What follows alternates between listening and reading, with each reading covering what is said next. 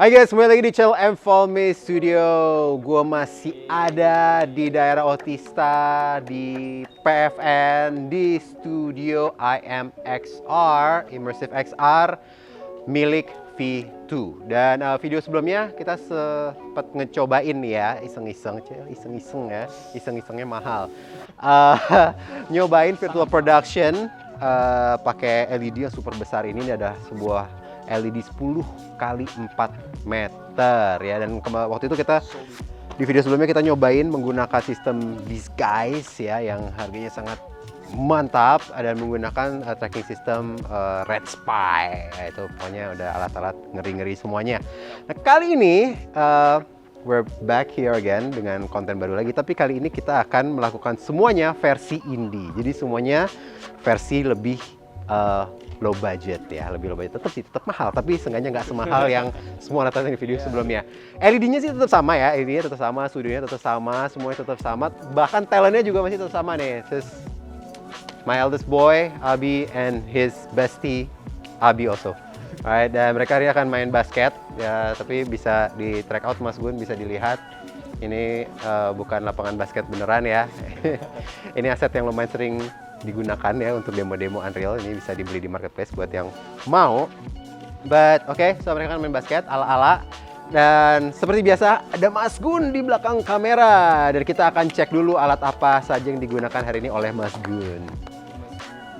Oke, so hari ini ya untuk virtual productionnya kita akan menggunakan Aximetry pastinya.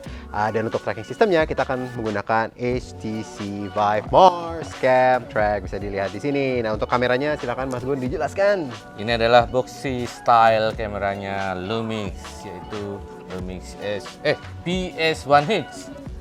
Ini full frame dan kita milih ini karena dia ada genlocknya ya. Karena dia genlocknya karena pakai genlock buat apa itu? Pakai genlock itu, nah ini menarik nih. Ini BS1H ini full frame. Nah di video-video kemarin kita sempat ngetes tuh, minjem dari Mas Gun juga itu BGH1. Bedanya MFT ya, jadi dia lebih cropping, lebih tight gitu ya. Ini bisa menggunakan sensor yang full frame. Kedua kameranya dua-duanya bisa genlock, which is sangat plus point ya buat Lumix. Gue tahu di endorse Lumix, jadi karena mantep banget ya Lumix menggunakan kamera itu dengan budget yang bisa dibilang termasuk friendly ya. BS1 ini sekitar 50 jutaan ya. BGH1 itu hampir setengahnya ya, kira-kira almost, enggak berapa ya sekarang? 30-an ya kalau nggak salah ya. Nah, kenapa penting untuk kamera-kamera ini, kenapa bagus kamera sudah ada genlock? Karena untuk virtual production kita menginginkan, jadi walaupun kita syutingnya semuanya nih misalnya 50p atau 25p ya kan, jadi kameranya 25p, virtual setnya juga 25p, tapi kalau mereka nggak di-sync, bisa jadi frame-nya itu tidak berbarengan, tidak berjalan berbarengan ya. Jadi kan, Mas Gun coba tepuk tangan yuk. Nah kan nggak ngepas tuh, walaupun sedetik dapat 30 frame belum tentu barengan. Alhasil hasil gambarnya tuh kadang-kadang ada miss lah gitu lah, tidak sesmooth jika genlock. Itu alasannya Mas Gun. Cukup jelas? Apa salah? Bener kan? Bener nggak? Diain aja deh. Terus kita juga pakai yang full frame PS1H instead of pakai yang MFT BG1 karena kalau pakai sensor yang lebih gede itu kan untuk dapetin depth of field-nya lebih gampang kan kita pakai LED tuh.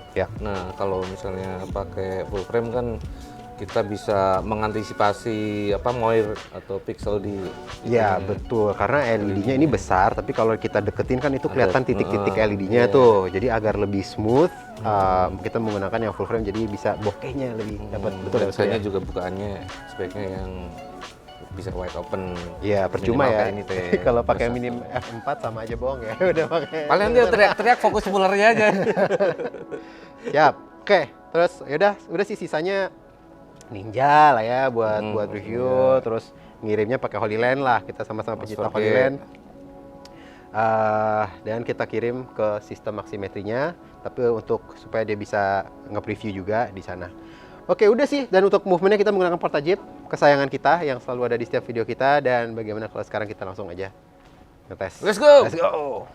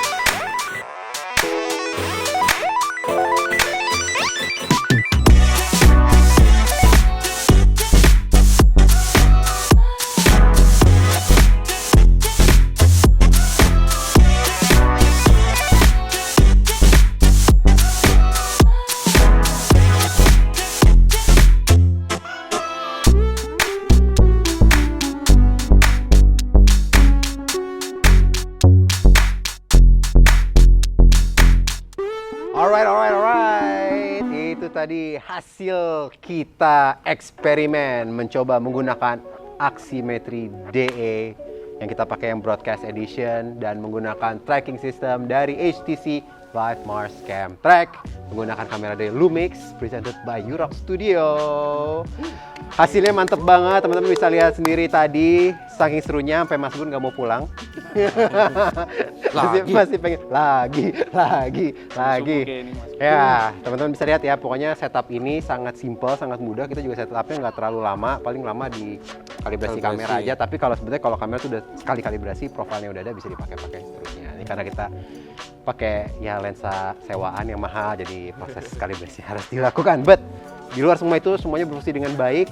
Gue sih sangat puas ya dengan hasil tes hari ini dan nggak sabar ya, Mas Gun. Hopefully kita akan dapat job gitu ya, besok production pakai LED nih. Udah keren kayak gini, masa nggak ada yang mau hire kita sih buat bikin konten? Harus lah. Alright, thank you boys. Buat teman-teman yang tertarik dengan Aximetri pastinya langsung aja, email us here ya. We will help you out. Kalau ada pertanyaan, write in the comment, and I'll see you guys in the next video. Bye. Bye.